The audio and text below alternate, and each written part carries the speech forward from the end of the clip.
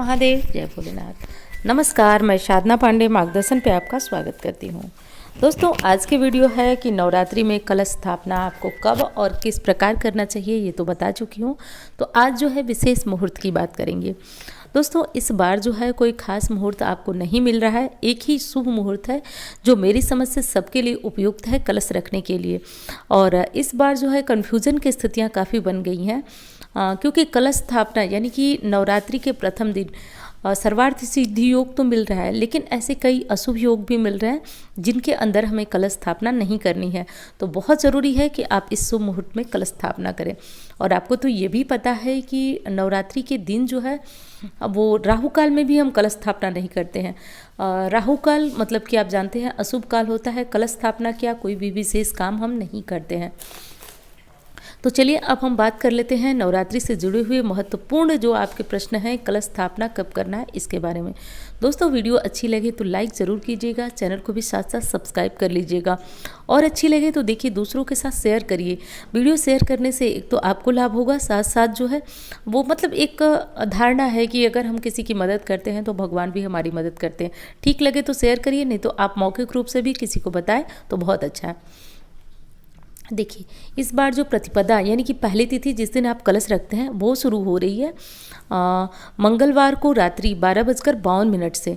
तो ये हो गई आपकी प्रतिपदा। अब कब रहेगी तो 22 तारीख को बुधवार को रात 8:20 तक रहेगी। 8:20 तक प्रतिपदा रहेगी। अब 22 तारीख को कब हमें कलश स्थापना करना है, तो कलश स्थापना का जैसा कि मैंने कहा कि बहुत ज़्यादा कम मुहूर्त हमें मिल रहा है। तो 22 तारीख को सुबह 6:29 से 7:39 तक आपको कलश स्थापना संपूर्ण कर लेनी है। तो घट स्थापना की कुल अवधि जो है वो हमें बहुत कम मिल रही है, लगभग 1 घंटे के करीब, 1 घंटे से थोड़ा सा ज़्यादा मिल रही है। तो सब मिलाकर आपसे कहूँ तो देखिए यही एक शुभ मुहूर्त है जो कि मेरी समझ में है, मैं अपने अनुसार बता रही हूँ।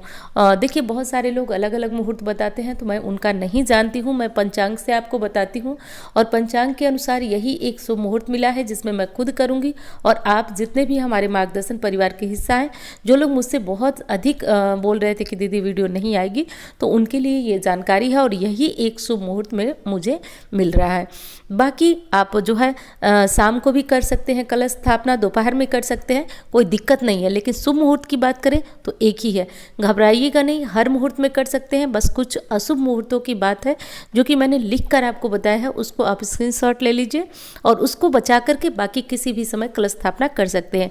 विशेष लाभ लेना हो तो मुहूर्त याद रखिए, थोड़ा रात में ही तैयारियां अपनी कर लीजिए और रात में करने के बाद सुबह जल्दी जगिए और जल्दी जगकर देखिए मन में भ्रम होता है ना कि हम क्या करें, कलश स्थापना जो है हमने शुरू कर दिया तो सिर्फ शुरू यदि आपने घट स्थापना कर दिया उसके बाद अन्य पूजा पाठ देर तक चलती रहे कोई बात नहीं, बस शुभ मुहूर्त में कलश में जल भरकर और जो विधि नियम है वो आप कर लीजिए। और हाँ दोस्तों, कलश स्थापना सबसे सरल और पूरी शास्त्रीय विधि से कैसे करनी चाहिए उसके लिए मैंने वीडियो दिया, यदि आपने नहीं देखा तो एक बार उस वीडियो को चेक करिए, बहुत नॉलेजेबल वीडियो है, उससे बहुत ज़्यादा आपको ज्ञान मिलेगा।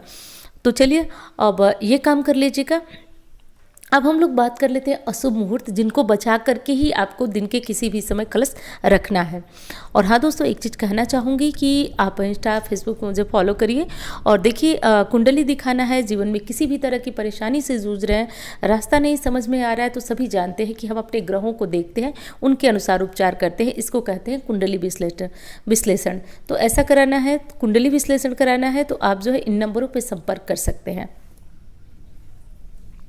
अब दोस्तों बात करते हैं अशुभ काल अशुभ समय की, कि अशुभ समय कौन सा है हमारा।